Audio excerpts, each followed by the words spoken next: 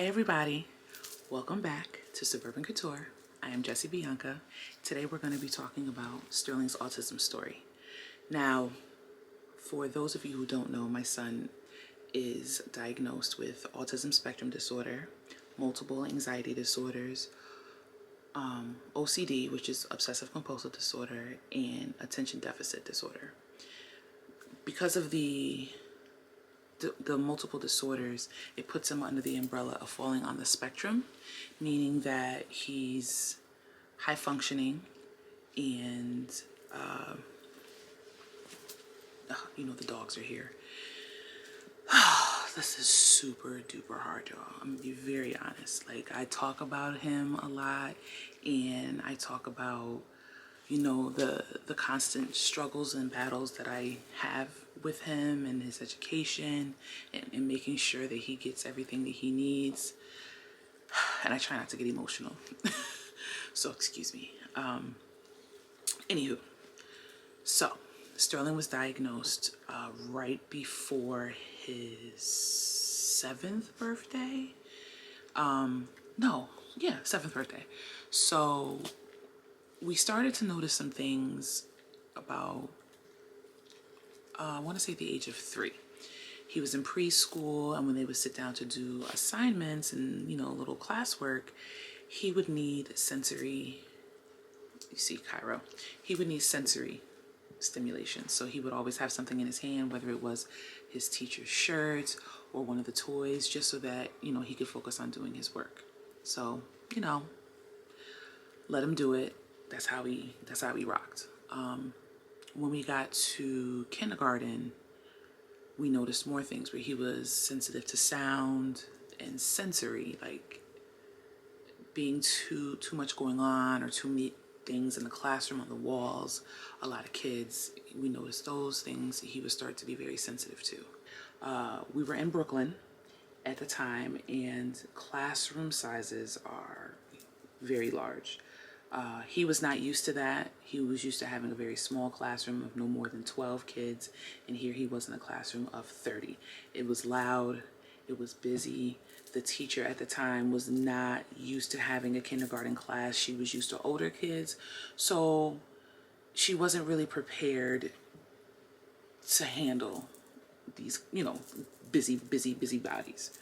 So, and then at that time, I swear I have PTSD from what is that called? The Classroom Dojo. I hate that app with a passion. Every single day, it was messages, long messages. He was in the red. It was just so focused on his behavior and not noticing that it was not a behavior in a negative sense, but it's that he was extremely anxious and overwhelmed. I ended up pulling him out of that school, moving him to another school who appeared to be more understanding, as you can see clothes in the background.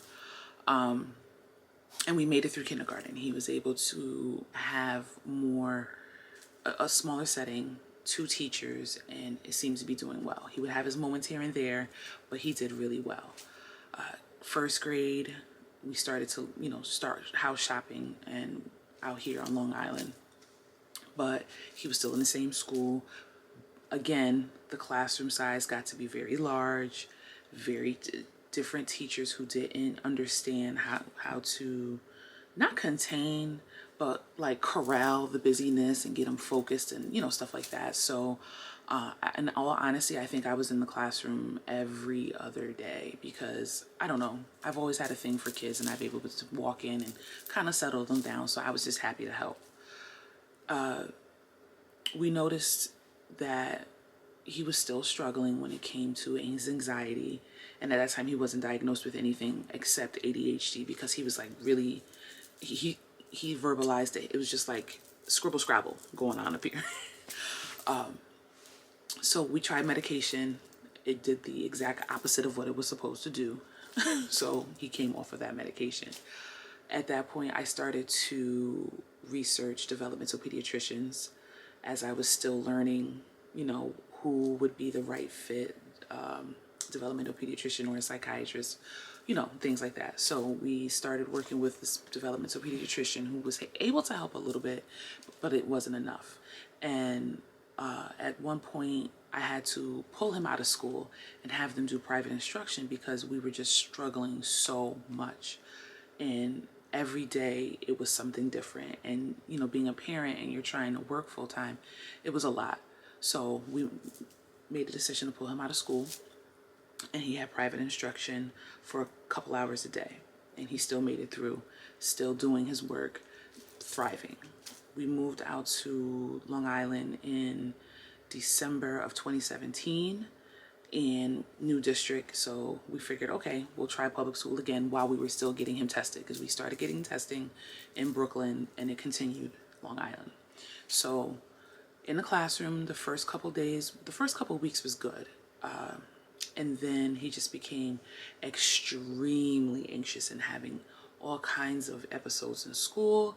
So again, we pulled him into home instruction until we could get our testing done and figure out the right setting. So fast forward, I find a developmental pediatrician. We start the evaluation process.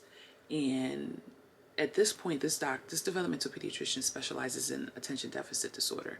But when we sat down and gave him the background, he said, I feel like there's a lot more going on. So let's just go through the testing and figure out what we need to do. And he kind of gave me a sense of relief because he said, we're going to figure this out and I'm going to help you and I'm going to help Sterling. Excuse me, I'm getting emotional. Give me a second. Okay, I think I can hold myself together now. So, right before his 7th birthday, we got the diagnosis of autism spectrum disorder, the multiple anxiety disorders, the obsessive compulsive disorder, and attention deficit disorder. His developmental pediatrician is absolutely amazing, and he's able to break things down so that, we understand what's going on and it's not all the medical and doctor terms. So he's told me that we needed to address the anxiety first with medication, which at that point, my son was scared to go to the bathroom by himself, scared to be in another room by himself, and was sleeping with us every night. So we started with the anxiety medication, and slowly but surely, Sterling started to get very comfortable with being in his room, playing his games during the day, and then towards the night, again, he's sleeping with us. I mean, I slept with my mom. I didn't really care. So, baby steps. We got him into a therapeutic setting with school, so he was in a classroom of 8 with 2 teachers, and if another child had a 1-to-1, it would be more than that. So, and think that year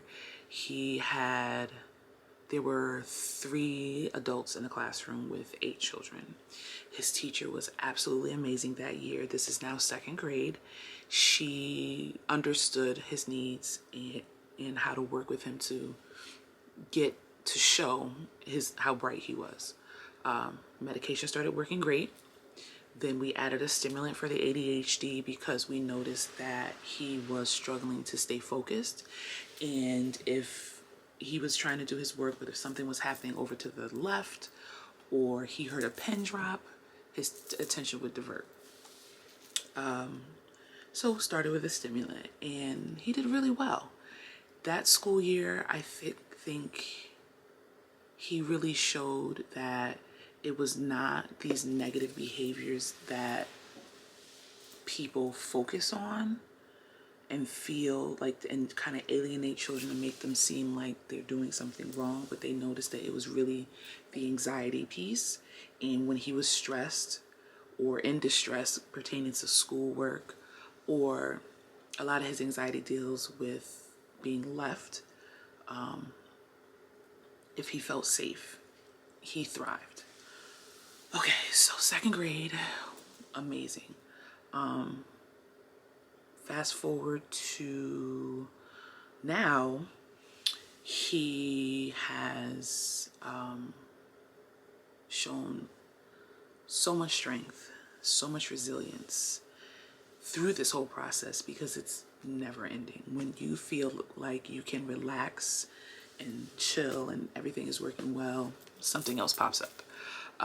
It's a never-ending battle with the school district and his school just to make sure that they're understanding who he is and that he deserves to be educated the way he deserves to be educated. He has a developmental pediatrician. He has a psychologist who works with cognitive behavioral therapy. We have, he sees his regular pediatrician, but that's really only for physicals.